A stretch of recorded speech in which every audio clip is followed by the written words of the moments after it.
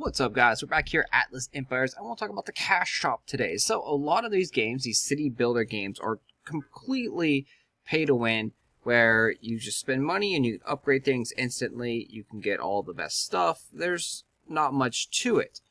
But this game has the augmented reality aspect of it and a very limited cash shop, actually. So in my opinion, this game is actually more play to win rather than pay to win. Let's show you what we're talking about here in the cash shop. So first of all, most games in this kind of a genre allow you to instantly buy gold, buy lumber, buy resources. You can't do that in this game. You cannot buy resources freely. The only way that you can buy gold is by these fresh deals or these treasure chests.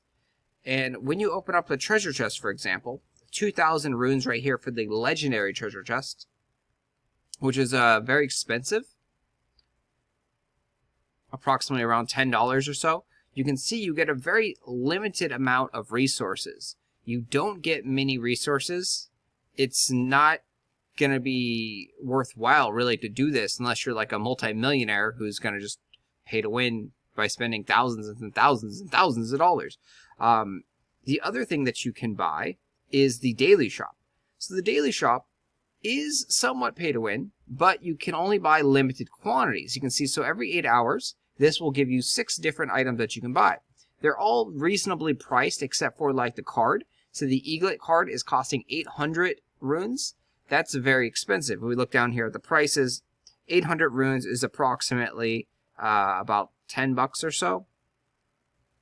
Going off of those prices, not really worth it for one card, which will, the first time you get the card, will unlock the units. The second time is just to help you level the unit up.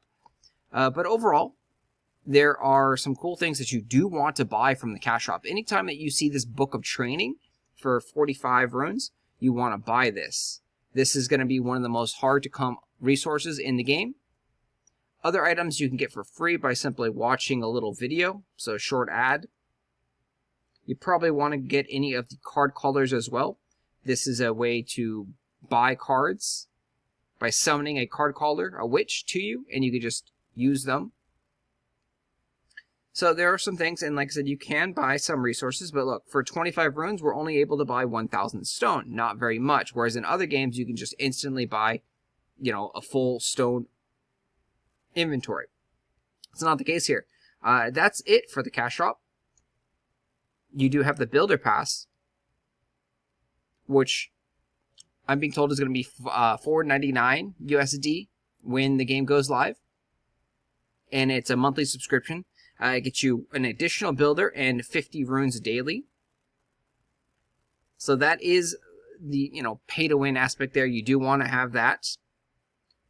But there are ways to earn runes in game. So if we go over here to the events, you can see there are participating retailers. So we have Burger King, Popeyes, Aunt Annie's in my location that is actually giving out runes when you spend money at the stores.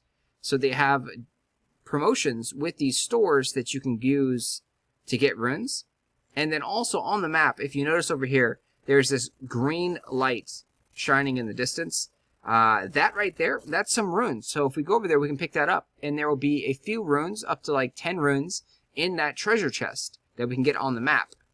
And those are actually available. So you can get the premium currency by walking around, exploring the map, and hunting down the rune treasure chests on the map. So you can earn premium currency in-game. So overall, very, very cool feature. The game, like I said, is more play to win because you're going to need a lot of resources. You're going to need spells. You're going to need potions. You're going to need treasure chests. You're going to need gold. You're going to need items and such like that. You're going to need to go to the witches. You're going to need to get cards from those witches. So you're going to have to be walking around. You're going to need crystal hammers. Crystal hammers are used to upgrade your buildings. Like, you need to explore the map and walk around or drive around. Those are options that you can do, and those are going to get you way ahead, further, faster than other players than just simply throwing down money. Someone who is walking every single day doing, 5-mile jogs or runs or walks is going to be significantly stronger than someone who is not walking or, maybe walking a block up and down once a day.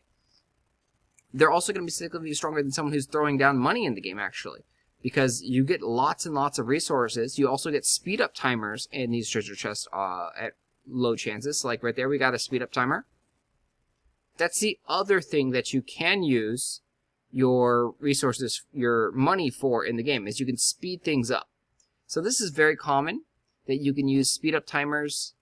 Most games have these to finish up the building processes, finish up the troops. The troops in this game do require a little bit of time. Nothing compared to like Clash of Clans. Most troops are about 10 to 20 seconds to create a troop. So you can see we're making some raiders up there and some archers, and our total time is going to take 50 seconds to create all of these troops. There are a few troops that are about 2 minutes, 4 minutes, 5 minutes, but for the most part the troops are very low timers. And as you progress further, speeding things up won't be the problem. You're not going to be stuck behind time, you're going to be stuck behind the crystal hammer. The crystal hammer is required in all the buildings once you get to a certain level. So let's show you what this is. And you can see we're a very low account here. This, down in the bottom right, is our town center, our Great Hall. At level 7, we're trying to upgrade it. But in order to, we need 2 crystal hammers. And that's going to be the case for all the buildings. You're going to need crystal hammers for every single building you try to upgrade. And there's a good amount of buildings. So once you get past about level 6 or so, all these buildings are going to start taking like 1 crystal hammer. And then they're going to take 2 crystal hammers. And then they're going to take 3 crystal hammers, and so forth. So at the end of the day, you're going to end up needing hundreds upon hundreds of crystal hammers. And realistically, the way you get those is by walking around and exploring the world. You can very rarely find them in the cash shop, and they are somewhat cheap. If I remember correctly, they're about 30 or 50 runes for one. For one. You can't buy multiples. You can occasionally get them out of legendary chests and things like that, but you would, again, need to spend thousands upon thousands of dollars to get enough crystal hammers to upgrade your stuff. So if we open up a couple more of these, you can see about 16,000 runes is $100 approximately. So if we open up about 8 of these treasure chests, you'll notice how many crystal hammers we get. And when you need hundreds upon hundreds of them, you'll just realize it's way better to go walk around. Like around my area, I can find around 4 crystal hammers in a 30-minute walking radius around my, house. And I can do that every single day. So if I walk 30 minutes every single day around my area, I can get 4 crystal hammers. Whereas if we spend $100, we can probably get, 1 or 2 crystal hammers. And that's spending $100. You see, we haven't even got a crystal hammer yet out of this treasure chest.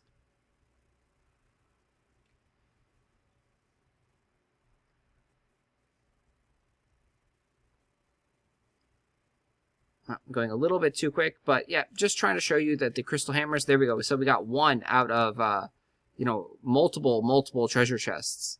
Totally not worth just spamming money to try and progress in the game. Anyway, guys, I like this. This game is, like I said, more play to win than pay to win, and I will see you guys in game. Thanks for watching.